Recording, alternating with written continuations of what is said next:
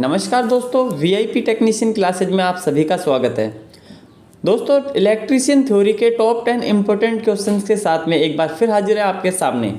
चलिए शुरुआत करते हैं प्रश्न संख्या 1 से। विद्युत वायरिंग के लिए किस नियम का पालन करना चाहिए? जो 4 नियम है, भारतीय विद्युत नियम 1948, भारतीय विद्युत नियम 1950, भारतीय विद्युत नियम 1954 और भारतीय विद्युत नियम 1956। इन चारों में से वायरिंग के लिए किस नियम का पालन करना चाहिए? तो जो विद्युत वायरिंग है इसके लिए जो नियम का पालन होगा वो है ऑप्शन डी, यानी कि भारतीय विद्युत नियम 1956 इसका राइट आंसर होगा। दोस्तों, ये सभी क्वेश्चन एग्जाम के लिए बहुत ज़्यादा इंपॉर्टेंट है। आप हमें लास्ट में स्कोर भी बताइएगा कि आपके इन 10 क्वेश्चनों में से कितने क्वेश्चन सही जाते हैं। चलिए दूसरे प्रश्न पर चलते हैं। डैश के कारण मोटर चलते समय आवाज़ करती है, मतलब किस कारण से मोटर चलते समय आवाज़ करेगी? क्या फ्यूज के उड़ जाने के कारण आवाज़ करेगी, स्विच के खराब होने के कारण आवाज़ करेगी, ढीले संयोजन के कारण आवाज़ करेगी या बियरिंग के घिस जाने के कारण आवाज़ करेगी? तो आपको बताना है आखिरकार कोई मोटर आवाज़ क्यों करती है। तो इसका जो राइट आंसर होगा वो होगा ऑप्शन डी, यानी बियरिंग के घिस जाने के कारण। बियरिंग जब घिस जाती है तो मोटर आवाज़ करने लग जाती है। तो ऑप्शन डी इसका राइट आंसर होगा। अगले प्रश्न पर चलते हैं। नेक्स्ट प्रश्न, एक पावर सर्किट में प्लग पॉइंट की संख्या कितने से ज़्यादा नहीं होनी चाहिए? कोई पावर सर्किट है, इसमें प्लग पॉइंट की संख्या किससे ज़्यादा नहीं होनी चाहिए? क्या 2 से ज़्यादा, 3 से ज़्यादा, 4 से ज़्यादा या 5 से ज़्यादा? तो जो इसका राइट आंसर होगा वो होगा ऑप्शन ए, यानी कि 2। एक पावर सर्किट में जो प्लग पॉइंट होंगे इनकी जो संख्या होगी वो 2 से ज़्यादा नहीं होनी चाहिए। अगले प्रश्न पर चलते हैं। अर्थ लीकेज सर्किट ब्रेकर की आवश्यकता क्यों होती है या किस समय होती है? अर्थ लीकेज सर्किट ब्रेकर की आवश्यकता होगी जब लोड 3 किलोवाट से अधिक होगा, जब लोड 5 किलोवाट से अधिक होगा, जब लोड 7 किलोवाट से अधिक होगा या लोड 9 किलोवाट से अधिक होगा। तो अर्थ लीकेज में सर्किट ब्रेकर की आवश्यकता क्यों है, कब होगी, आपको बताना है। तो इसका जो राइट आंसर होगा वो होगा ऑप्शन बी, यानी कि लोड जब 5 किलोवाट से अधिक होता है तो अर्थ लीकेज सर्किट ब्रेकर में सर्किट ब्रेकर की आवश्यकता होगी। अगले प्रश्न पर चलते हैं। सीलिंग फैन की बॉटम से छत की जो ऊंचाई होगी वो कम से कम कितनी होनी चाहिए? कोई भी सीलिंग फैन लगाते समय बॉटम और छत के बीच का गैप कितना होना चाहिए?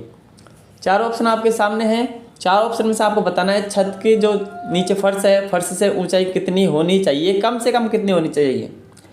तो इसका जो राइट आंसर होगा वो होगा ऑप्शन बी, यानी कि 2.75 मीटर इतनी ऊंचाई पर कम से कम सीलिंग फैन लगा हुआ होना चाहिए। नेक्स्ट प्रश्न पर चलते हैं।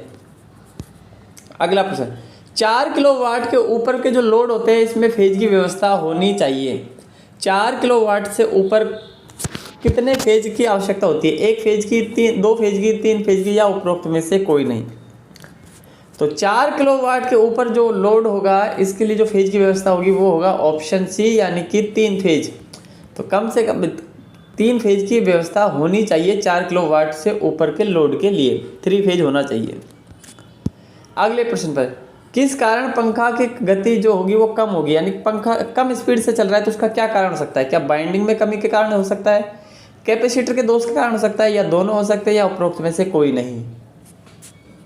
तो इसका जो राइट आंसर होगा वो होगा ऑप्शन बी, यानी कि कैपेसिटर के दोष के कारण। अगर पंखा कम गति से चल रहा है तो इसका जो राइट आंसर होगा वो होगा ऑप्शन बी, यानी कैपेसिटर दोष के कारण पंखे की जो स्पीड होगी वो कम होगी। अगले प्रश्न पर चलते हैं। गीजर में पानी ज़्यादा गर्म हो जाता है, इसका क्या कारण है? क्यों गर्म हो जाता है ज़्यादा? क्या फ्यूज उड़ जाता है, गलत कनेक्शन हो जाता है, थर्मोस्टेट में कमी हो जाती है, या उपरोक्त में से कोई नहीं? तो गीजर में पानी ज़्यादा गर्म क्यों हो जाता है? तो इसका जो राइट आंसर होगा वो होगा ऑप्शन सी, यानी कि जो कारण होगा वो होगा थर्मोस्टेट की कमी। थर्मोस्टेट की कमी के चलते गीजर में पानी बहुत ज़्यादा गर्म हो जाता है। अगला प्रश्न, स्प्लिट लोड वायर क्यों लगाना चाहिए? स्प्लिट लोड वायर का यूज क्यों किया जाता है? क्या शॉर्ट सर्किट से बचने के लिए, ओवरलोडिंग से बचाव के लिए, या दोनों, या इनमें से कोई नहीं? स्प्लिट लोड वायर क्यों लगाया जाता है? तो इसका जो राइट आंसर होगा वो होगा ए और बी दोनों, यानी कि शॉर्ट सर्किट से बचाव के लिए भी लगाया जाता है और ओवरलोडिंग से बचाव के लिए भी स्प्लिट लोड वायर का यूज किया जाता है। तो split load wire short circuit से भी बचाता है और ओवरलोडिंग से भी बचाव करता है। अब आज का अंतिम प्रश्न, भारतीय विद्युत नियम 1956 के अनुसार छत के पंखों के लिए कितने वोल्ट शक्ति निर्धारित की गई है? तो छत के पंखों के लिए कितने वोल्ट शक्ति निर्धारित है आपको बताना है। तो इसका जो राइट आंसर होगा वो होगा ऑप्शन सी, यानी कि 60 वाट। तो भारतीय विद्युत नियम 1956 के तहत जो छत के पंखे होते हैं इनके लिए कम से कम 60 वोल्ट की शक्ति निर्धारित की गई है। तो छत के पंखों के लिए कितने वोल्ट की शक्ति निर्धारित की गई है? 60 वाट। ये इसका राइट आंसर। तो ये थे आज की क्लास के टॉप 10 इंपॉर्टेंट इलेक्ट्रिकल थ्योरी के क्वेश्चंस जो एग्जाम्स के लिए आपके बहुत ज़्यादा हेल्पफुल होने वाले हैं। इस क्लास को लाइक कीजिएगा, वीडियो को शेयर कीजिएगा, चैनल पर नए हो तो चैनल को सब्सक्राइब कीजिएगा। मिलते हैं अगली क्लास में।